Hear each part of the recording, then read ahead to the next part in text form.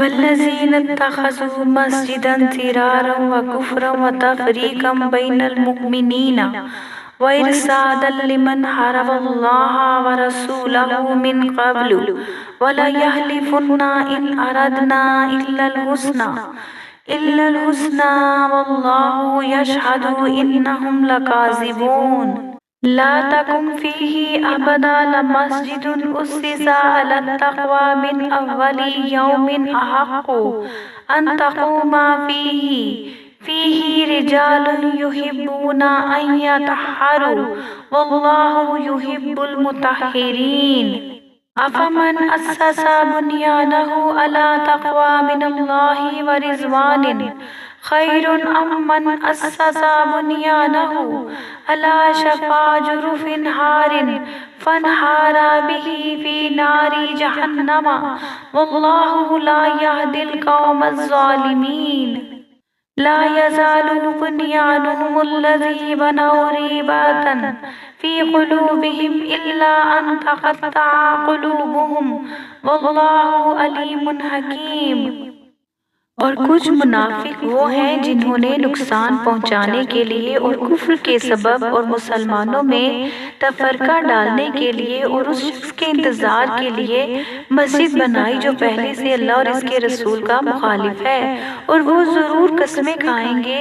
کہ ہم نے تو صرف بھلائی کا ارادہ کیا تھا اور اللہ گواہ ہے کہ وہ بے شک جھوٹے ہیں۔ اے حبیب، آپ اس مسجد میں کبھی کھڑے نہ ہوں، بے شک وہ مسجد جس کی بنیاد پہلے دن سے ہی پرہیزگاری پر رکھی گئی ہے، وہ اس کی حقدار ہے کہ تم اس میں کھڑے ہو۔ اس میں وہ لوگ ہیں جو خوب پاک ہونا پسند کرتے ہیں اور اللہ خوب پاک ہونے والوں سے محبت فرماتا ہے۔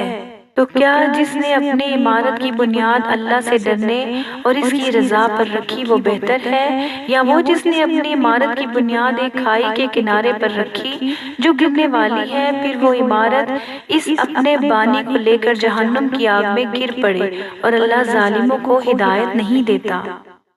ان کی تعمیر شدہ عمارت ہمیشہ ان کے دلوں میں کھٹکتی رہے گی، مگر یہ کہ ان کے دل ٹکڑے ٹکڑے ہو جائیں، اور اللہ علم والا حکمت والا ہے۔ ان اللہ اشتری من المؤمنین انفسهم واموالهم بان لهم الجنة یقاتلون فی سبیل اللہ فیقتلون ویقتلون وعدا علیہ حقا فی التوراۃ والانجیل والقرآن ومن اوفی بعہدہ من اللہ فاستبشروا ببیعکم الذی بایعتم بہ وذلک هو الفوز العظیم۔ التابعون العابدون الحامدون السائحون الراکعون الساجدون الآمرون بالمعروف والناہون عن المنکر والحافظون لحدود اللہ وبشر المؤمنین۔ ما کان لنبی والذین آمنوا ان یستغفروا للمشرکین ولو كانوا أولي قربى من بعد ما تبين لهم أنهم أصحاب الجحيم۔ بے شک اللہ نے مسلمانوں سے ان کی جانیں اور ان کے مال اس بدلے میں خرید لیے کہ ان کے لیے جنت ہے، وہ اللہ کی راہ میں جہاد کرتے ہیں تو قتل کرتے ہیں اور شہید ہوتے ہیں، یہ اس کے ذمہ کرم پر سچا وعدہ ہے۔ توریت اور انجیل اور قرآن میں اور اللہ سے زیادہ اپنے وعدے کو پورا کرنے والا کون ہے؟ تو اپنے اس سودے پر خوشیاں مناؤ جو سودا تم نے اللہ کے ساتھ کیا ہے، اور یہی بڑی کامیابی ہے۔ توبہ کرنے والے، عبادت کرنے والے، حمد کرنے والے، روزہ رکھنے والے، رکوع کرنے والے، سجدہ کرنے والے، نیکی کا حکم دینے والے اور برائی سے روکنے والے اور اللہ کی حدوں کی حفاظت کرنے والے ہیں، اور مسلمانوں کو جنت کی خوشخبری سنا دو۔ نبی اور ایمان والوں کے لائق نہیں کہ مشرکوں کے لیے مغفرت کی دعا مانگیں، اگرچہ وہ رشتہ دار ہوں، جبکہ ان کے لیے واضح ہو چکا ہے کہ وہ دوزخی ہیں۔ وما كان استغفار إبراهيم لأبيه إلا عن موعدة وعدها إياه فلما تبين له أنه عدو لله تبرأ منه إن إبراهيم لأواه حليم وما كان الله ليضل قوما بعد إذ هداهم حتى يبين لهم ما يتقون إن الله بكل شيء عليم إن الله له ملك السماوات والأرض يحيي ويميت وما لكم من دون الله من ولي ولا نصير لقد تاب الله على النبي والمهاجرين والأنصار الذين اتبعوه في ساعة الأسرة من بعد ما كاد يزيغ قلوب فريق منهم ثم تاب عليهم إنه بهم رؤوف رحيم۔ اور ابراہیم کا اپنے باپ کی مغفرت کی دعا کرنا صرف ایک وعدے کی وجہ سے تھا جو انہوں نے اس سے کر لیا تھا۔ پھر جب ابراہیم کے لیے یہ بالکل واضح ہو گیا کہ وہ اللہ کا دشمن ہے تو اس سے بیزار ہو گئے۔ بے شک ابراہیم بہت آہوزاری کرنے والا، بہت برداشت کرنے والا تھا۔ اور اللہ کی یہ شان نہیں کہ کسی قوم کو ہدایت دینے کے بعد اسے گمراہ کر دے جب تک انہیں صاف نہ بتا دے کہ کس چیز سے انہیں بچنا ہے۔ بے شک اللہ سب کچھ جانتا ہے۔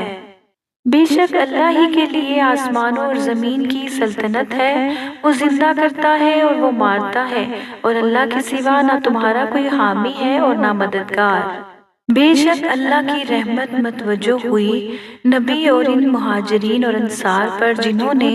مشکل وقت میں نبی کی پیروی کی، حالانکہ قریب تھا کہ ان میں سے بعض لوگوں کے دل ٹیڑھے ہو جاتے۔ پھر اللہ کی رحمت ان پر متوجہ ہوئی، بے شک وہ ان پر نہایت مہربان بڑا رحم والا ہے۔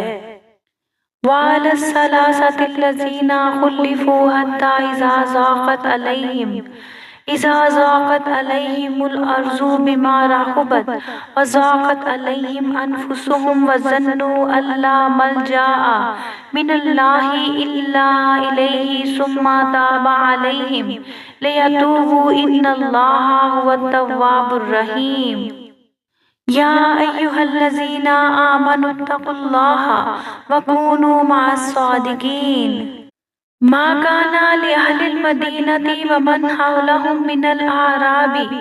أن يتخلفوا عن رسول الله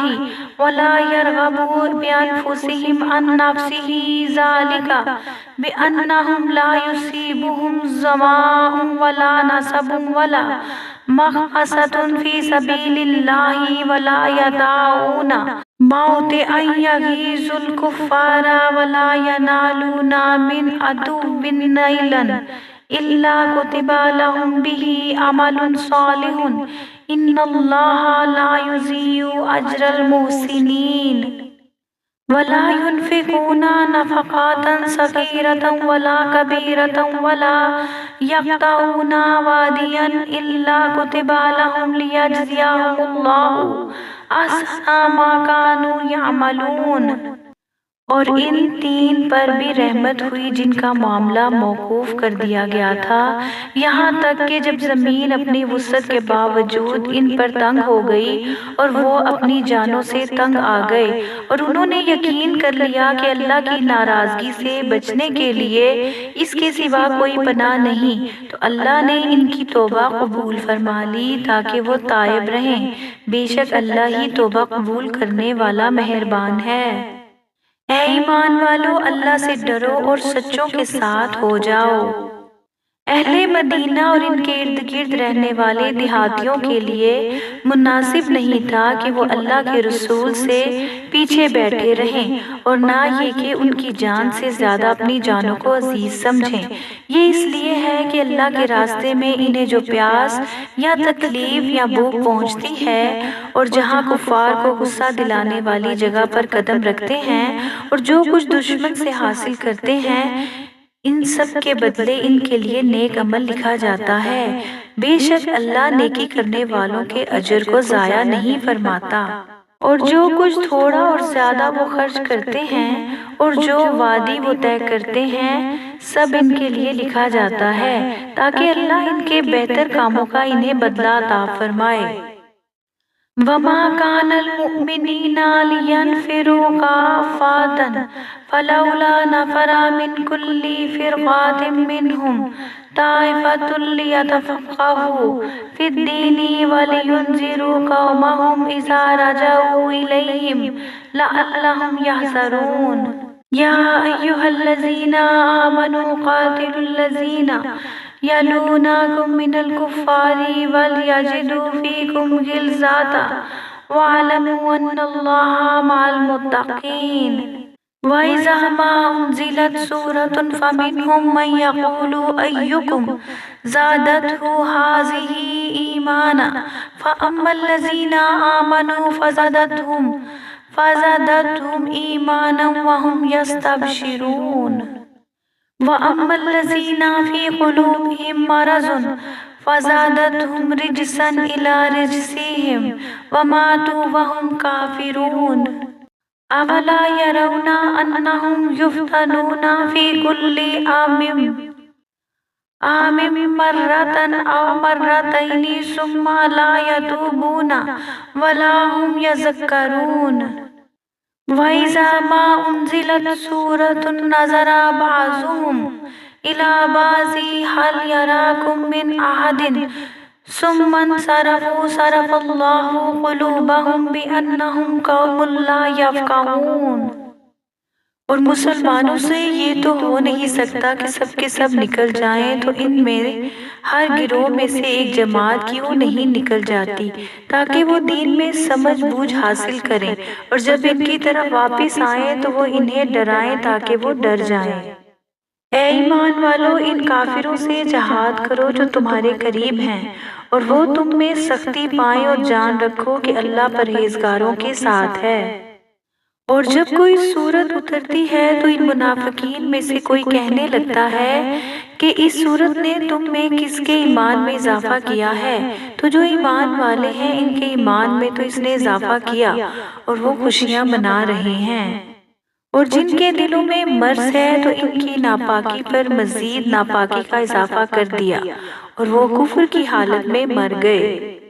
کیا وہ یہ نہیں دیکھتے کہ انہیں ہر سال 1 یا 2 مرتبہ آزمایا جاتا ہے، پھر بھی نہ وہ توبہ کرتے ہیں اور نہ ہی نصیحت مانتے ہیں؟ اور جب کوئی سورت نازل کی جاتی ہے تو ایک دوسرے کی طرف دیکھنے لگتے ہیں کہ تمہیں کوئی دیکھ تو نہیں رہا، پھر پلٹ جاتے ہیں تو اللہ نے ان کے دل پلٹ دیے ہیں کیونکہ یہ لوگ سمجھتے نہیں۔ لَقَدْ جَاءَكُمْ رَسُولٌ مِّنْ أَنفُسِكُمْ عَزِيزٌ عَلَيْهِ مَا عَنِتُّمْ حَرِيصٌ عَلَيْكُمْ بِالْمُؤْمِنِينَ رَءُوفٌ رَحِيمٌ فَإِن تَوَلَّوْا فَقُلْ حَسْبِيَ اللَّهُ لَا إِلَٰهَ إِلَّا هُوَ عَلَيْهِ تَوَكَّلْتُ وَهُوَ رَبُّ الْعَرْشِ الْعَظِيمِ۔ بے شک تمہارے پاس تم میں سے وہ عظیم رسول تشریف لے آئے جن پر تمہارا مشقت میں پڑنا بہت بھاری گزرتا ہے، وہ تمہاری بھلائی کے نہایت چاہنے والے، مسلمانوں پر بہت مہربان، رحمت فرمانے والے ہیں۔ پھر اگر وہ منہ پھیرے تو تم فرما دو کہ مجھے اللہ کافی ہے، اس کے سوا کوئی معبود نہیں، میں نے اسی پر بھروسہ کیا اور وہ عرش عظیم کا مالک ہے۔